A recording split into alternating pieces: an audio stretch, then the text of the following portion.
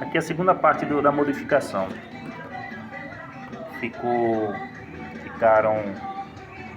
Acrescentou um transistor de cada lado, né? Aí no outro vídeo eu falei que tinha 4 transistores, mas é 4 transistores de cada lado. Agora ficaram 5. A proteção e a chave. Esse aqui vai para o alto-falante do meio. Para esse lado vai para o speaker, se eu quiser ligar ela passiva, né? Com amplificador externo. E aqui com amplificador esse aqui. Essa proteção foi colocada porque o alto-falante torrou e o amplificador também deu problema.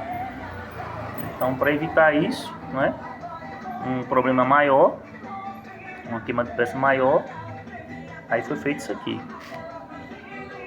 Ó, a chave, os fusíveis e os 5 transistores.